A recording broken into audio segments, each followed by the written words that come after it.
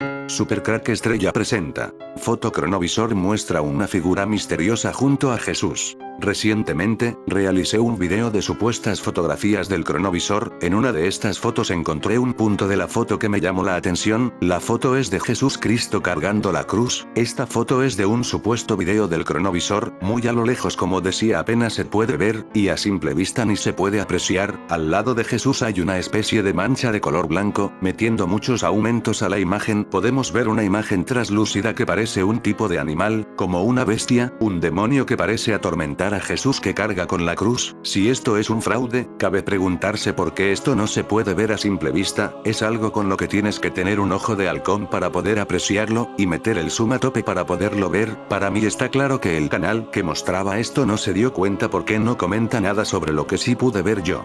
La bestia tiene patas, rabo y cabeza muy definidos, muy claras como para pensar que es un efecto óptico.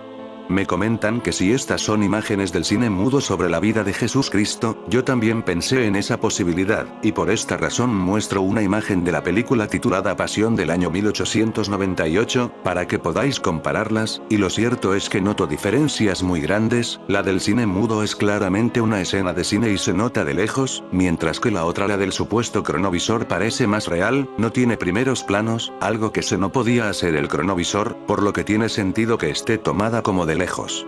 En este video miraremos cómo era el cine mudo sobre la vida de Jesús para saber si es posible que esta foto del cronovisor sea o no sea de una película de cine mudo. La supuesta escena de la foto del cronovisor es en Calvario. El Calvario, también conocido como el Gólgota, fue un sitio que se encontraba cerca del exterior de las murallas de Jerusalén. En este lugar, según los evangelios, fue crucificado Jesús de Nazaret. El género bíblico es tan antiguo como la historia del cine y, no en vano, la figura de Jesús de Nazaret ha sido una de las más tratadas por el séptimo arte desde el mismo momento de su nacimiento. Los hermanos Lumière filmaron en 1897 La Pasión de Orix y conmocionaron al público del incipiente cinematógrafo con una cinta que tenía 220 metros de longitud de película y unos 5 minutos de duración. Casi al mismo tiempo, la productora católica Bonne Presse encargó al realizador leer otra película sobre Cristo, que se tituló Pasión, y que fue también estrenada en 1897. Ambas versiones supusieron toda una conmoción para el público de entonces, a pesar, según destacaron los comentaristas de la época, de las expresiones ridículas y gesticulantes de los actores. Se tomaron como referencia las típicas estampas del catecismo y se las puso en movimiento. Esto fue suficiente para impresionar a un público acostumbrado a ver las escenas bíblicas solamente en cuadros o grabados. Tras varias incursiones en el cine religioso en Francia e Italia, sería otro de los grandes pioneros del cine, Griffith, quien tocase el tema de Cristo con verdadera espectacularidad por primera vez, al incluir la pasión en una de las 4 partes, de que constaba su histórica Intolerancia, de 1915. Para rodar las escenas de la subida al Gólgota y la muerte en la cruz se contrataron a 3.500 extras, lo que elevó la producción a $300.000. Después de Intolerancia, las cosas comenzaban a hacerse a lo grande, al estilo de Hollywood, pero el verdadero impulsor del género religioso centrado en Jesucristo fue Cecil B. DeMille, quien le dotó de la espectacularidad necesaria para acercarlo a los grandes públicos, a creyentes y agnósticos. DeMille hizo 2 versiones de los 10 mandamientos, la primera en 1923, pero pasaría a la historia del cine por su gran éxito de masas, su versión de 1956 en la que contó con un impresionante reparto encabezado por Charlton Heston en el papel de Moisés, Yul Brynner en el de Ramsés, Anne Baxter como Nefertiti, y Edward G. Robinson como Dathan. El único filme en el que el realizador norteamericano incorporó plenamente la figura de Cristo fue Rey de Reyes, 1926, en la que H.B. Warner interpretaba a Jesucristo, Dorothy Cumming a María y Jacqueline Logan a María Magdalena. En la estela de Cecil B. DeMille, la figura de Jesucristo sirvió para inaugurar nada menos que el cinemascope, una técnica revolucionaria que cambiaría para siempre la visión del cine. El primer filme rodado en cinemascope fue La túnica sagrada, dirigido en 1953 por el cineasta alemán afincado en Estados Unidos Henry Koster y protagonizado por Richard Burton y Gene Simmons, de la mano de Pier Paolo Pasolini, quien dirige en 1964 El Evangelio según Mateo. Cristo, interpretado por el actor español Enrique Irasokí, se hace humano para el cine. en la línea de lo expresado en una ocasión por Luis Buñuel, quien señalaba que si se pudiera hacer un filme sobre la vida de Cristo ateniéndose solo a los evangelios, sin modificar una coma, tendríamos una visión de Cristo terriblemente explosiva. Pasolini realiza una de las más valoradas películas de la historia del cine sobre la vida de Jesús, con tantos defensores como detractores. Un año más tarde de El Evangelio según Mateo, Hollywood vuelve a echar mano del tema de Cristo con una película cuyo título ya anuncia su carácter de gran superproducción. La historia más grande jamás contada, dirigida en 1965 por George Stevens, con Max von Sydow como Jesucristo. Título original: La vie et la passion de Jesús Christ. Director: Ferdinand Seca y Lucien Nonguet. Año: 1902-07. País: Francia. Esta película fue la primera gran película sobre Jesucristo. Una superproducción muy importante en su época con una duración de 44 minutos, cuando la media de los filmes de la época estaba en unos 10 minutos. La película fue un rotundo éxito. Rotundo a todos los niveles. Desde el punto de vista comercial, el film causó una fuerte impresión en el público y se mantuvo en los cines durante años. Desde el punto de vista religioso de la Iglesia Católica, fue un instrumento muy valioso y es que la película fue usada durante décadas para evangelizar en África y Asia. De este modo se puede decir que contribuyó decisivamente a difundir, si no a elaborar en buena parte, la iconografía popular moderna sobre la vida y muerte de Jesús. Con guión y dirección del propio Seca, con fotografía de Segundo de Chomón y producido por la Casa Pathé, en 1902 se estrenó una primera versión titulada La Passion de Notre Seigneur Jesús Christ. Un film de 15 minutos con 18 escenas relacionadas con la muerte de Cristo. El éxito fue total y esto animó a la Casa Pathé a colorear la película, fotograma a fotograma, con una técnica inventada por la Casa Pathé. Trabajo arduo para la época que duró alrededor de un año. Al estrenarse de nuevo en 1903, esta vez coloreado, el éxito del filme fue de nuevo incuestionable. Esto hizo que Ferdinand Seca escribiera un guión más amplio que abarcaba la vida entera de Jesús, y entre 1903 y 1904 añadió otras 10 escenas que incorporó a las 18 iniciales. En 1905 fue estrenada una nueva versión extendida de 28 cuadros dividida en 4 capítulos: Infancia, Vida Pública, Pasión y Muerte de Cristo. En 1906 un colaborador de Seca, Lucien Nonguet, añadió las 3 escenas finales: Resurrección, Sepulcro Vacío, Ascensión. Finalmente en 1907 se estrenó la versión definitiva, 31 cuadros con una duración de 44 minutos, algo inaudito para la época. Es una película interesante aunque quizás no destaque por ser sobresaliente o incluso entretenida más de 100 años después de ser estrenada. Y sin embargo podemos aprovechar ese hándicap del futuro, que es nuestro presente, para mirar con humor al pasado, al reciente pasado que reinventó en la cinematografía y, en concreto en esta película, una historia que tradicionalmente, durante siglos, había sido conocida a través de las palabras y la pintura. Y es por ello que al observar ese primer intento de plasmar con una superproducción la historia de Jesucristo, la teatralidad es manifiesta, con una hilera de estampas inspiradas en cuadros de Gustave Doré. Me permito llamar la atención sobre cómo es el nacimiento de Jesús en esta película. No sin cierta ironía, hay cosas que apenas han sido representadas ni representantes en la iconografía básica del nacimiento de Cristo: el parto. La película de Jesucristo más antigua de la que se tiene registro es La vie et la passion de Jesús Christ, una película francesa muda producida por la Casa Pathé y dirigida por Ferdinand Seca y Lucien Nonguet entre 1902 y 1903.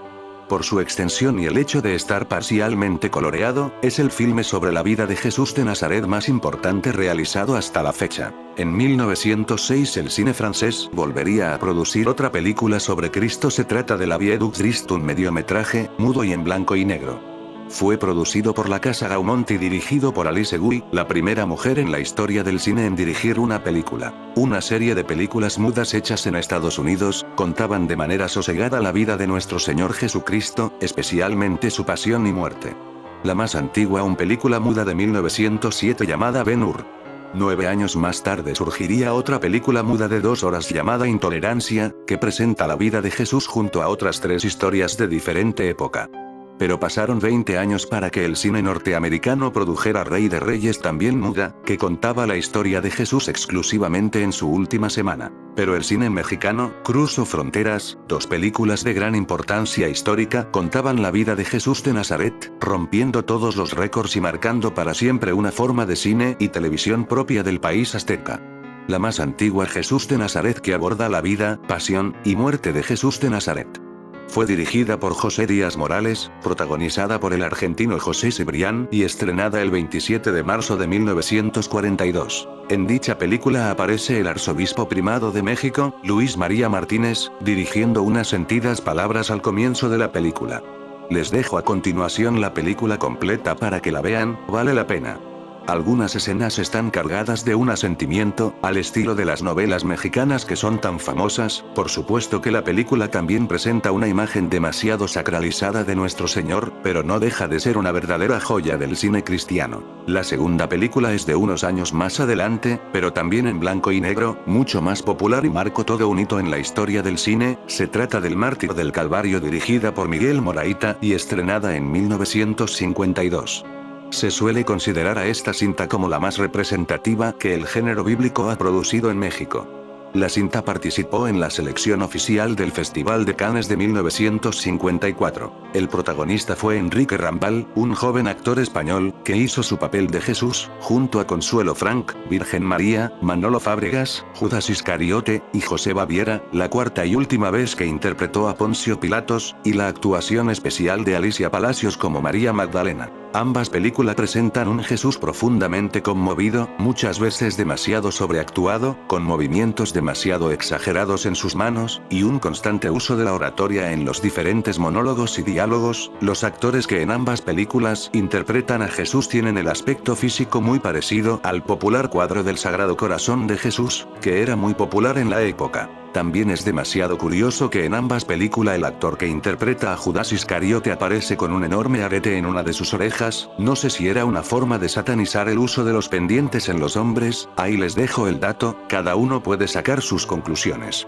El ángel de la Anunciación aparece y desaparece en escena ante los ojos de los espectadores. La imagen de Cristo emerge de las aguas entre neblina. Rayos de apariencia eléctrica sacuden el cielo en el momento de su muerte, y una orla de nubes le permite ascender al cielo y alejarse de la vista de sus discípulos. Todos estos hechos, y muchos otros narrados en los evangelios, cobraron vida por primera vez en Vida y Pasión de Jesucristo, 1905-1907, gracias a la magia de Segundo de Chomón, maestro de los efectos especiales y los trucajes y primera figura internacional del cine español, de cuyo nacimiento se cumplen ahora 150 años. 44 escenas a modo de Vía Crucis. El resultado, organizado a partir de alrededor de 44 escenas, a modo de un Vía Crucis referido a toda su vida, resultó tan didáctico y vistoso que fue usado por los misioneros para la evangelización. Algo no del todo inusual en la época, pues otras recreaciones anteriores y posteriores de la vida de Cristo, fueron utilizadas también para la catequesis. Las imágenes permitían contar al espectador, de forma sintética, los principales acontecimientos de su existencia, y, dado el carácter silente de las obras, no impedían la superposición de comentarios explicativos. Y se incluyeron episodios que no suelen aparecer en las películas, como la transfiguración, así como otros que no proceden de los evangelios, como la historia del paño de la Verónica. La película Vida y Pasión de Jesucristo, atribuida a Ferdinand Seca y Lucien Nognet, fue una producción de la compañía francesa Pathé Frères, una de las más importantes del mundo por aquel entonces, con la que el experto español mantuvo intensa relación profesional durante cerca de una década. Aunque inicialmente se dudó de la participación de Chomón en esta película, pues no está acreditado, fue el investigador español Juan Gabriel Tarraps quien identificó algunos elementos inequívocos de su estilo en las imágenes. Con todo, lo más probable es que trabajara bajo la supervisión de Seca, que entonces era el jefe en efectos especiales de la compañía. La película se redescubrió en la Muestra de Cine de Bolonia del año 1989. Para mí y para los demás espectadores especializados, fueron 50 minutos de gozosa proyección, por su corte teatral, su primitivismo naif, de Moré, que recordaba nuestras ingenuas representaciones teatrales de hace unos lustros, recuerda Tarraps. La importancia de los personajes. Vida y Pasión de Jesucristo fue editada en video doméstico hace 10 años por Resen y distribuida por Karma, aunque solo con 35 de los cuadros originales, y es, en efecto, una verdadera delicia a poco que uno sea capaz de ajustar la mirada. La construcción en escenas con una narración sencilla y sin sofisticaciones recuerda a la tradición de las representaciones populares de los relatos bíblicos, como los autos de Navidad, por ejemplo. Las imágenes transpiran ese carácter popular, inmediato y sencillo. A ello contribuye, además, el coloreado manual de muchas de las escenas y de algunos personajes, como la Virgen María, que siempre aparece iluminada, o los ángeles e intervenciones divinas. A ello hay que añadir un importante trabajo de producción, mediante la construcción de decorados y fondos pintados que recrean los distintos escenarios de la vida de Cristo. Su obvia teatralidad refuerza el carácter simbólico del relato, que en ningún caso busca convencer mediante un estilo realista. Grandes efectos especiales. Hay que resaltar también una cuidada planificación dentro de cada escena, que reconcentra los acontecimientos en un mismo cuadro cinematográfico. Por ejemplo, en el episodio que narra el momento en el que el cuerpo de Cristo se deposita en la tumba, tenemos a la izquierda el sepulcro, en el centro el camino por el que llega a la comitiva, y a la derecha una recreación del Monte del Calvario con las 3 cruces desnudas en lo alto. Pero lo que da una vida especial a la película son los abundantes trucajes y efectos especiales de Segundo de Chomón, con la colaboración de Seca, con constantes apariciones y desapariciones de ángeles y coros angelicales que hacen presente lo sobrenatural a lo largo de todo el relato. Chomón se convirtió en esos años en el especialista en efectos de Paté Freres para todas sus producciones, no únicamente las que realizaba él personalmente. Y este es el caso de La Vida y Pasión de Cristo. La película no fue la primera en recrear la vida de Jesús de Nazaret, hay constancia de al menos 2 más en 1898, pero sí con seguridad la primera que recreó con eficacia fantástica los aspectos sobrenaturales del relato. Y es que el cineasta español, autor de decenas de obras propias, de distintos estilos, pero entre las que destacan las fantasmagorías, relatos en los que ocurren cosas insólitas gracias a su dominio del trucaje, como en la célebre La Casa Eléctrica, una de sus obras más conocidas, compitió con el mismísimo Méliès por el liderazgo del cine fantástico y fue reclamado por artistas de toda Europa. Tras su etapa francesa, Segundo de Chomón fue contratado en 1912 por la compañía italiana Italafilm, con sede en Turín. Allí trabajó a las órdenes de Giovanni Pastrone en la monumental Cabiria, la primera película de romanos, o peplum, de la historia, que sirvió de inspiración para Intolerancia, de Griffith. Posteriormente Abel Gance se reclamó sus servicios para los efectos especiales de otra obra maestra del cine europeo, Napoleón. Pese a todos estos méritos, la industria española mantuvo en el olvido a la figura de este aragonés de Teruel, muy vinculado con la ciudad de Barcelona, hasta que los festivales de cine de Ottawa, Canadá, en 1978, Annecy, Francia, y Pordenone, Italia, ambos en 1985, recuperaron su obra y reivindicaron su valía. En España hubo que esperar hasta 1988 para que se le dedicara una retrospectiva, lo que ocurrió en Barcelona, si bien enseguida se sumaron Valencia y Murcia. La Filmoteca de Cataluña publicó hace una década Segundo de Chomón, 1903-1912. El cine de la fantasía, una selección de sus cortometrajes, acompañada por un amplio ensayo, que es el mejor modo de iniciarse en su siempre sorprendente mundo. Los sagrados evangelios relatan que Jesús de Nazaret, tras ser condenado a muerte por el populacho judío y el procurador romano Poncio Pilato, después de una larga y dolorosa procesión por las calles de Jerusalén, fue crucificado junto a 2 delincuentes en una cruz en el Monte Calvario o Monte de la Calavera, también conocido como Gólgota, un rocoso y macabro sitio de cierta altura que se encontraba cerca del exterior de las murallas de esa antigua ciudad de Judea. Monte Gólgota, lugar donde murió Jesús en la cruz, 696x426. San Lucas cuenta que cuando llegaron al lugar llamado Calvario, crucificaron allí a Jesús y a los malhechores, uno a la derecha y otro a la izquierda. San Juan, por su parte, relata que tomaron, pues, a Jesús, y, cargándole la cruz, salió hacia el lugar llamado Cráneo, en hebreo Gólgota, donde lo crucificaron. Con él crucificaron otros 2, uno a cada lado, y Jesús en medio. La ladera rocosa conocida como la Colina de la Calavera, ubicada al noroeste de la Iglesia del Santo Sepulcro en Jerusalén. Según algunos autores, este sitio sería el verdadero lugar donde murió Jesucristo mientras estaba clavado en la cruz. La que aparece en la supuesta foto del cronovisor parece más bien Jerusalén, la gruta de Jeremías. En fin, amigos de Supercrack Estrella, si el video te gustó, pulgar arriba.